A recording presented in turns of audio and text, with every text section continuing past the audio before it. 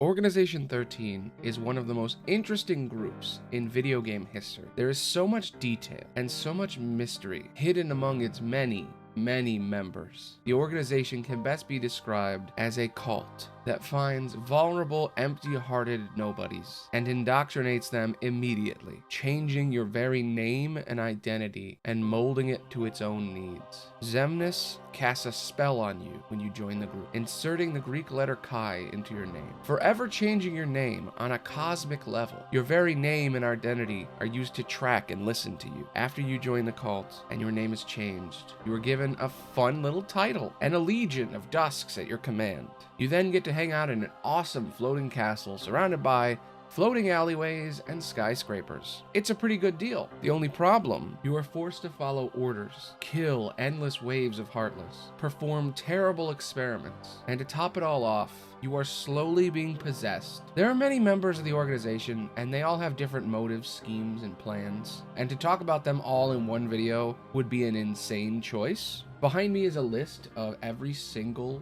person and their title and their original name. It's a lot. It's crazy how much information is just in that right there. There are a lot of members, and it's hard to break them down into a reasonable short video. I've made a ton of drafts trying to explain all 14 people in this group, and just listing them is kind of a pain in the ass. But I'll try my best to explain them quickly. You got the elemental ones. Xaldin uses wind, Vexen uses ice, Lexaeus uses the earth, Axel uses fire, Demyx uses water, and Larxene uses lightning. Vexen is a scientist and worked on the Replica program, recreating the power of Pinocchio and making empty bodies that can be possessed by hearts or data. Axel is an assassin who seems to change his motive constantly, but deep down he is always loyal to Saïx, Roxas, and Xion, protecting them in secret and even killing other members to help Saïx raise his rank in the organization. The next set of bad boys are the weird ones. Xigbar is a sniper with a crossbow. Zexion controls illusions with a magic book. Saïx uses the power of a moon sword. Luxord uses games of chance and the power to control time. And Marluxia controls life itself using a scythe and flower petals like the Grim Reaper. Each of these men want more than to just be a member of the cult. Xigbar is buying his time until Xehanort dies to get his Keyblade. Marluxia wants to lead a coup to take over. Zexion is trying to stop him. Saïx wants to uncover the truth behind Xemnas. And Luxord is an overwhelming well of mystery. Regardless of what each member believes or wants, the members of Organization 13 are all being lied to. They believe that they can't grow their hearts back, and they believe they are nothing, and they feel nothing. The leader of the organization, Xemnas, is a confused mess. He is Terra's body, but has the memories of Xehanort, and this causes him to be stuck between longing for a life he never got and wanting to enact Xehanort's plan to possess all members of the group and try to make Kingdom Hearts. The last two members of the organization are Roxas and Xion, two people very connected to Sora. Roxas is Sora's nobody, and Xion is the first official replica, number 1. She's made from Sora's memories of Kairi, and somehow also Riku's memories from Castle Oblivion. Both of them can use the Keyblade, the only weapon that can permanently set the Heartless's hearts free. If a Heartless is destroyed by a normal weapon, the heart that escapes can turn back into a Heartless. But if the Keyblade is used to destroy them, their heart goes directly to Kingdom Hearts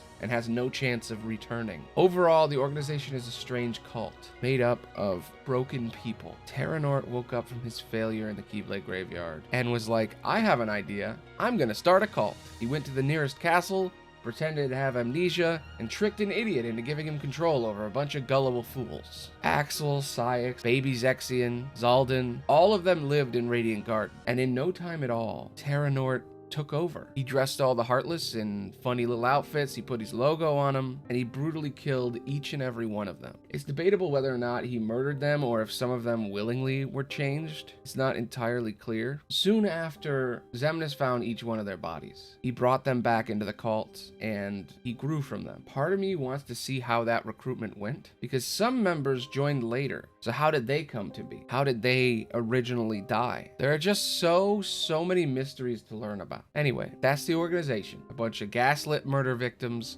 hanging out with the ghost of the guy that killed them. It's pretty metal. I'm Maloney the Bard, and that's what I know about them. Bye.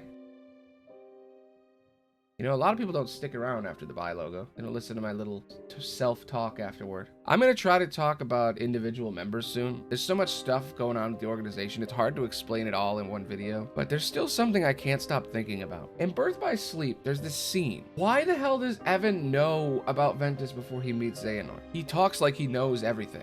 Is there like a public science journal that he talked about? I mean, the worlds are separate, so how did any of them know anything about the outside world? Did they make their own gummy ship? There's a lot of time between Birth by Sleep and Chain of Memories. And literally at one point, Xehanort shoots Kyrie away with a spaceship. And when they all wake up, they're in the same room, but Axel, Zexion, and Saïx are older. So either they aged as nobodies, or they must have spent time before they grew up. Like, how did Luxord and Demyx join? Why did a guy with a sitar and absolutely no qualifications join a secret cult of dead guys? How did they die? What were their names? I hope we get some kind of answer in the next trilogy, because I'm racking my brain trying to figure it out. But I doubt we're gonna get any answers. At least not anytime soon. I'm still playing through all the games on Twitch. Right now, I'm suffering through Dream Drop Distance. It might be the hardest game I've ever streamed. You always just feel under-leveled, and I'm not really sure why. Like, the game isn't bad, it's just not designed to be watched by other people. You know, it was a 3DS game. It feels so grindy that it hurts. Anyway, I hope you enjoyed this. More videos to come. Bye.